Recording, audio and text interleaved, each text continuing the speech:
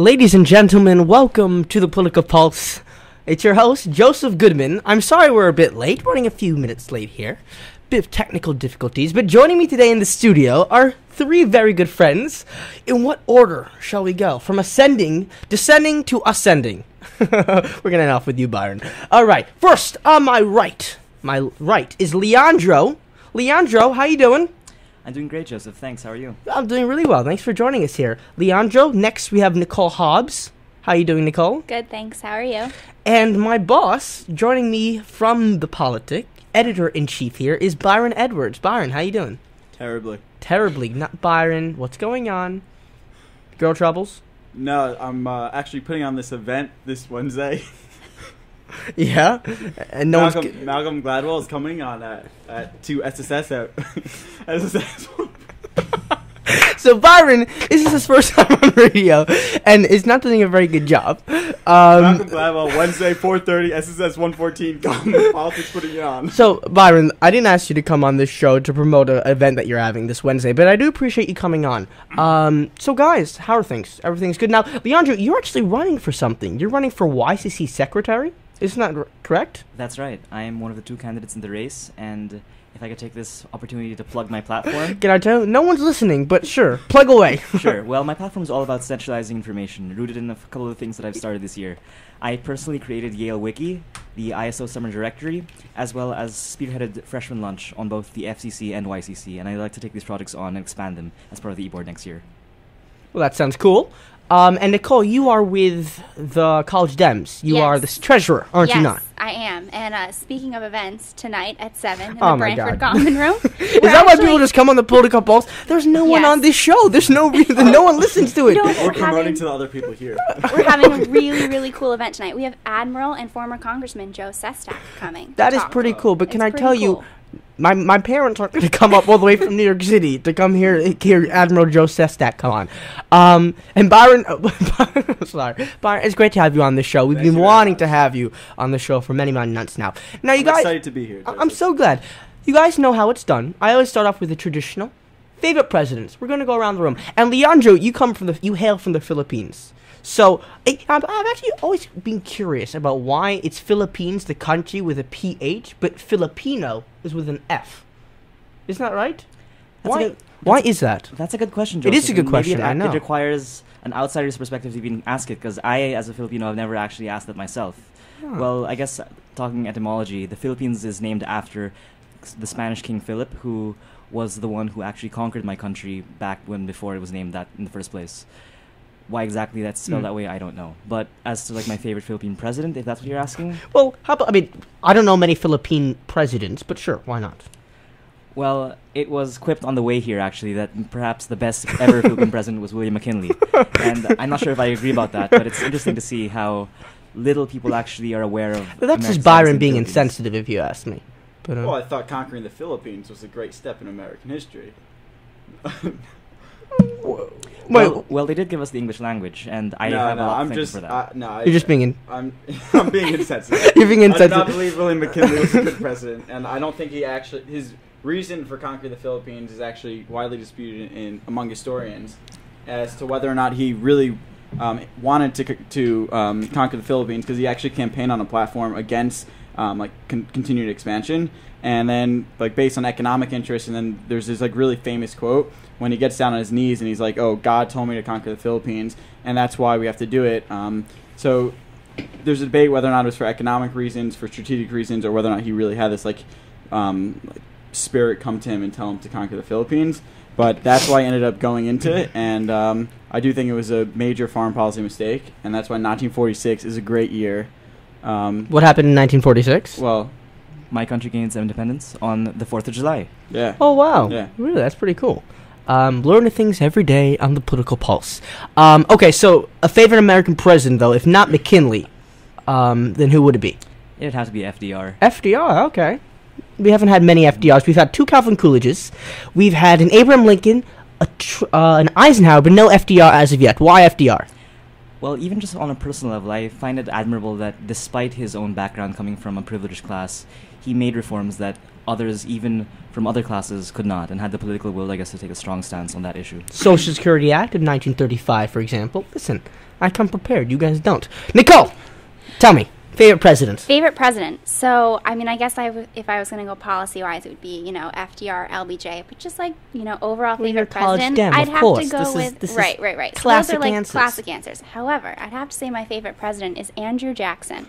Ooh, interesting. We haven't had an Andrew Jackson yet on the show, and you listen to this religiously, so you would know. Right. Yeah, I mean, he was kind of a cool guy. Some of his policies were not so good. The whole Native American removal thing, and that was a problem. Yeah, that was kind of a problem. There were a couple other things too. But we're basically hailing presidents who have had who've just done pretty mean things to non-white people. But yeah, but, he was all about the people. I like that. It was good. So you like his ideas, but not his policies. Yeah, you could say that. Okay. Now, Byron, favorite president. I think I'm gonna have to go with Theodore Roosevelt. Ah, okay. So we have one Roosevelt, his fifth cousin, Theodore Roosevelt. Mm-hmm. Okay. Why Teddy? I think on the domestic front, he did good things for free market capitalism. I think breaking up with the monopolies. Yeah, breaking up the trust. Even though Taft later broke up more trust, he actually started the trend to do that. And I think that was a major step to a major barrier to overcome if you want to actually promote free market capitalism and what economists see it as. This is something very interesting, because you mentioned the breaking up of trust. Everyone is familiar with Rockefeller, right? Standard Oil. Rockefeller actually controlled 90% of all oil reserves, all right? Richest man in American history, in world history. The funny thing is, though, that he made more money after his trust was busted than he ever would have made otherwise. Kind of interesting, right? Yeah. A bit of history trivia. Yes, you have something to say, Byron? What could you possibly have to say? Yes. You're opening your mouth. That fact, the fact is that he made more money than he would have had he continued with one. Yeah. But that doesn't. He could have made more money had he sold them off himself later down the road, possibly. Oh, I see. Yeah. All right. Okay. That's all I'm saying. Well, let's try not to split hairs. I just want you to be right. I appreciate the Byron. So everyone's having a good time so far? Yeah? My parents, anyone out there? Okay, so guys, we talk about the presidents. What I'm interested to hear about, because you're an international student here, Leandro, I'm actually interested, and for a few minutes here we'll talk a bit about the presidential elections. I'm actually interested, what is the coverage like in the Philippines? Or better yet, what is the coverage like of the U.S. elections in the Philippines? And what is the perception of the United States in the Philippines? Because, yeah. Sure, well, first I guess I have to preface this answer by saying that for as much as America still is the world's one great superpower, the coverage of American domestic politics is still kept to a minimum because obviously countries have their own affairs to pay attention to. However, I guess there is a disproportionate amount of interest paid to figures like Barack Obama or in the 90s Bill Clinton, whom in even the most far-flung rural villages in the Philippines or elsewhere in Asia will still be household names. And for as much as people like to think that there are lots of joke candidates in the current US election, well, on the bright side, even candidates like Herman Cain, I think, would be considered serious candidates in a country like mine. Really? Herman Cain? You want to ask a question, Byron? Sure. Yeah, I'm curious how much... Feel free to butt in whenever you want, Nicole. Whenever you want, Byron. Yeah. It seems to me that the Philippines would be more concerned about who the Chinese leaders are, or maybe Indian, than the U.S. leaders in terms of raw... in terms of influence by those individual countries. It seems like those in Southeast Asia would matter more than the U.S. Is that true? And... why might that be? Byron, you're not the host here. I'm the one that... Is it true? No, sir. Leandro, if you want to answer the question. Well, it's increasingly true that Chinese interests are as important, if not more important, than American interests, but that doesn't necessarily correlate to the amount of coverage paid to the races themselves. Because I do think that just as a general point, politics is in many ways a sideshow. It's entertainment, and it's, even as someone who is not as invested in America's future, quite a great show to watch, even whether you're in America or you're in the Philippines. It makes for good reality TV. Exactly. Right? And so the perception is pretty positive of Barack Obama, though, down in the Philippines? Well, Barack Obama, even during his first election and in the current one, has always maintained extremely high approval ratings around the world, especially in the Philippines, which is one of the few countries in the world in which America is viewed tremendously positively, alongside others like Israel and Pakistan, who have their own reasons. Also, India, I was reading somewhere, has also like very good attitudes towards the United States, which I found quite interesting. Probably because they hate China so much. It's true. I mean, they've had quite a number of border disputes over the past 50 years and etc. I think 1962, I want to say. I don't know. We're going to have to go Google check that one. Nicole, though, because you are actually part of the College Democrats, and this summer you'll be doing a few things, working on Congressman Chris Murphy's campaign. Yes. For the U.S. Senate. That's kind of exciting. I'm very excited. Yeah. So I have a few... I mean, what are your thoughts a bit about the election? And Obama, you must be talking about this kind of stuff in the College Dem. Share with us some words of wisdom. Sure, okay. I mean, I guess national election-wise, I mean, I guess, we as the Dems are pretty confident that Obama will win. You think he's going to win? I think he's going to win. What do we think? Leandro? Byron? I'd say the same. I think the Republican Party is its own greatest enemy. Byron? Yes. He'll win. Are we all left-leaning people in this room, by the way? Leandro, where would you put yourself on the spectrum? Center-left. Center-left, okay. You? Probably about the same, yeah. Okay, and Byron? Probably moderate. Moderate. All right. So, just can't really be bothered to get out of bed and walk to either side. Well, no. But, so, a moderate? Moderate. What's that even mean, Byron? Well, it depends. If you're talking about foreign policy, domestic policy, about social values, about economics. Okay, so you're nuanced. Yeah. Okay, I like that. But, Nicole, back to you. Tell me a bit about the elections that you'll be working on, and Obama, he's going to win. Perfect. Yes, so I would say based on the way the Republican primary has gone, I think they're just going so far to the right that at this point, I mean, I think the Etch-a-Sketch comment was, just perfectly... What was that? The run of Romney's advisors. A couple weeks ago, they were talking to... Some advisor made this comment about how, come general election time, assuming that Romney is the nominee, which, essentially he's going to be at this point, something along the lines of like, well, it's great, it's just like an Etch-a-Sketch. You can kind of like shake it off and start all over again. Kind of in reference to how far right he's been leaning and saying that he's going to be more moderate in the general election. But I just think some of the comments that he's made so far a little too damaging. Too deep. Yes. To get himself out of. Yes. Yeah. Well, I think the median voter theorem will hold true in any election. What is that? The median voter theorem? In that, like, Romney will shift right during his own primaries to win favor just with the Republicans, and then he'll come to the center of American politics when he's trying to capture the entire vote come September or... Yeah, in November. So the idea is that, like, if you're trying to split the vote as much as possible, you're going to move increasingly towards the left, even after you just won your primaries by moving to the right, because that's the way that you're going to capture the most people. So he's an Etch-a-Sketch really because he doesn't hold flip-flop all the time, and come September, October, November, he's going to flip-flop and make himself seem more progressive than he made himself seem right now. So the question is whether or not people are going to buy his flip-flop and whether or not people are going to be angry enough at the economy and how perhaps Obama's handling of it. Well, we had a pretty bad jobs report this past month. March, what was it, 120,000? That's half of the jobs posted in January and February. That doesn't bear well for Barack Obama, does it? No.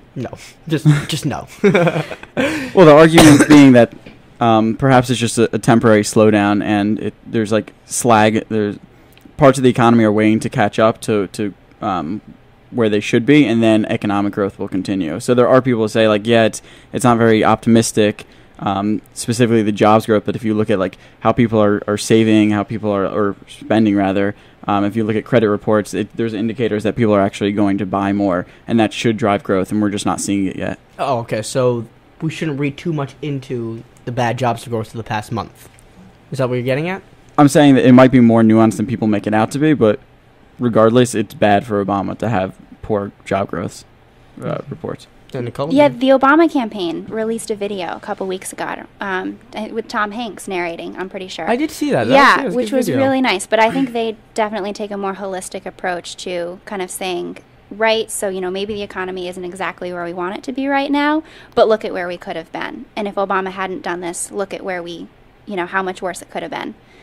Yeah. And the problem with that is you're using numbers that you generally pick out of thin air, and you're like, oh, we could have had this much percent growth had, or this like negative growth had Bush or whatever McCain been in power right now. But it's really like impossible to know how things would have gone had we had a Republican president like for the 4 years versus having Obama. Like, it could have been much worse had Obama not been in power. It could have been much better. Like, it's very hard to predict how things like would have been. I just wouldn't. I wouldn't. That holistic approach wouldn't be something that would like change my mind about Obama's performance. Nicole? I don't know. I mean, one thing that seemed to highlight in the video is the bailout of the automobile industry, which Romney came out on the record as saying he opposed. Yeah, he wrote that whole New York Times op-ed a few must have been 2 or 3 years ago, saying that no, we should not save GM. Yeah, but you would want to know what McCain said, not Romney. True, but so we're talking about like the whole counter history thing going on. Yeah. All right, but I mean, the fact that he said no, this is a venture private equity guy who wouldn't have made a bet on GM, which is now the largest car manufacturer in the world. Obama ended up saving with this action 200,000 jobs. Actually, the Volt is not doing nearly as well as so everyone people should go have said out it and buy was. a Volt. If they learn one thing from the show today, buy a Volt. Please help American manufacturers. Yeah, that would be great. Do that. So if you take away a few things, make sure to go to Malcolm Gladwell, make sure to go to Joe Sestak, make sure to vote for Leandro over here, and buy a Volt. And go to the Philippines. Go to the Philippines. I'm sorry, you've come on to the show as like the Philippines expert. I hope you don't mind being tagged as such. No, Leandro? Definitely not. I mean, it's a great burden to come and represent a country of 100 million people when you're the only Filipino in your freshman class. But are you really the I only guess you have to Filipino be. in the freshman class? I am, yes, sir. Wow. And I hope you don't mind me mentioning this, but your parents are quite prominent over there, aren't they? They are national politicians. Yeah, yes. the national politicians. A senator and a governor, I believe, which is kind of cool. That's right. Mhm. Yeah, that's really cool. Runs in the family. Yeah, I guess so. So, their success, your success. I don't know. And what about your parents, Joseph? Are they performers as well? We're turning the interview on to you. This is no, my parents are just my father's a surgeon, my mother's a Latin teacher. They're good. They're good people. They're good people. So where do you get that flair? Where do I get the flair from? I don't know. Yeah, Byron. Where do I get? I get it from Byron. Because Byron over there is the editor-in-chief of the Politic. I'm the managing editor. So listen, he is my Yoda. I'm his young Padawan. But Byron, I want to get back to you, and I'm sorry I'm like kind of moving around. I've been watching a lot of Bill Maher clips recently because Bill Maher, he has a Sunday show, and it's like a whole panel. He brings all these people on, and he moves around, so smoothly, talking to people. But Byron, you mentioned you were a moderate, okay, and you're moderate on certain things. Would you? Are you a Democrat though? I mean, because maybe Nicole here will want to convert you. Convert me from. I don't know, A from moderate to, I'm going to let's put you guys against each other, all right? Nicole, Byron, have you decided who you're voting for No. come November? Nope. Okay? I know my vote doesn't matter, so maybe. Your vote doesn't matter, Byron? Don't think of it like that. Come on, you're going to be a citizen. I'll probably flip a Your coin. civic duty. You'll probably flip a coin. And see how I feel after, and then vote according to the person. Yeah. I'm disappointed in you, Byron. I'm joking. But, Nicole, if you were to convince Byron, okay, to vote for Barack Obama, to pull the ballot for him come November time, what would you say? Oh, wow. Okay. It's a big question. It is. Okay, take it's your a big time. question. Don't worry. Byron's not that intelligent, so you can just, you can throw him off with a few, smokes and. Thank you, Joseph. not at all. But but Byron, I mean, this chair keeps falling down. I apologize. But if you were to go about convincing, because you'll be working on the campaign for Chris Murphy, you're gonna have to be selling something. Yes. Right. You're gonna be advocating for something, for a message. All right. Sell Barack Obama to Byron over here because he's unconvinced. And can I tell you, he's also the first moderate that has actually come on the show. For the most part, we've had people on the extremes. We've had quite a few conservatives come on the show and talk about how Calvin Coolidge is their favorite president. We've had quite a few liberals come on the show. But Byron, he's kind of smack in the middle. He's the silent. I wouldn't say majority because as I said, we've had most people being on this shit. But he's a silent minority here on the Political Pulse. So. Come on. So. All right. Well, I guess Leandro, we haven't forgotten about you. Rest assured, okay? Everyone remember to vote for YCC. Nicole, I mean, I guess we've already touched on the economy. I think that's one thing that, will go in his favor. We'll see, job growth continue to increase. So that should be something that, will give a boost to him. I mean, I guess foreign policy-wise, he did make good on, his promise to end the wars and bring the troops back. Killing Osama bin Laden, that's... Are you really crediting the wars ending just to Obama, or do you think it would have happened anyway had there been another person in power? I think if we'd had a Republican, we'd still be over there. Okay. I mean, I think you make a lot of sense. Well, what about his leading from behind policy? He's been criticized heavily for actually taking no, real leadership behind the Libyan interventions, and especially with Syria, and Assad continues to beat his own people. He hasn't taken any initiative there, so maybe he got us out of Afghanistan and Iraq, but how has he fared in other foreign policy issues? Exactly out of Afghanistan, just right, that's yet. true. But we got out of Iraq, so how has he fared in other foreign policy places issues? Well, Libya, quite a success. But but people have not accredited it to Obama at all. People have criticized him for saying, he actually didn't do anything. He just said, we'll let... Well, that's not true. That's just political talk. Because I remember, watching Rubio, the senator from Florida, come on, CNBC or one of those shows, and who we really have to thank? We have to thank the British and the French. I remember Jon Stewart saying, guys, come on, be a man.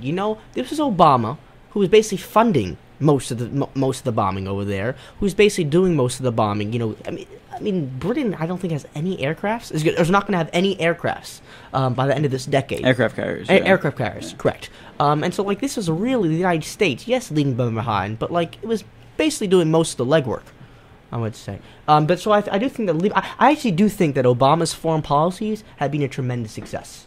I think that, there's a huge question mark over the domestic. With healthcare, right, still being debated in the Supreme Court, we don't even know if the individual mandate is constitutional. That's going to be something to be discussed. Yeah, all this is fair, but my question is, why should I vote for him in the next 4 years? So, she said he's been successful in the past, but now tell me why he's going to be better than what Romney is going to do. Well, I think you can just make the case that presidents can usually do more in their second term when they don't have to worry about a re-election. There are certain things that are just off limits first term. Why? Because you don't want to screw over your chances come November. But a lot of presidents, and that's actually... Yeah, did you actually hear his... He said something in an open mic to another head of state. I forgot who it was. What did he say? Russia. Oh, was it Russia? Yeah, it was about the nuclear talks. And he goes to the... I think. Yeah, he tells the other head of state, after November I'll be able to do a lot more. I just my hands are tied right now. I can't do anything. Right. Yeah, it was indicative of the fact of how American politics is in trouble because of that. Right. And here's the only problem. So yes, you can make the case that Obama, he's done so much on his first term, and let's consider that historically, because most presidents do most of what they do in their second term. But the question is, if he doesn't win back Congress come November, he's really not going to do anything, is he? Because the guy was in Congress. He was senator for 2 years, okay? The guy doesn't really know the legislative process that well. And I've talked to this about the show, and I remember Connor Crawford coming on the show. Connor Crawford, the former president of the YPU. And his biggest criticism of the president was that he doesn't know the legislative process too well. He can't get a bill through. Versus Lyndon B. Johnson, the master of the Senate, who knew, and he's one of your favorite presidents, isn't he, Nicole, right? Who knew how to get a bill through.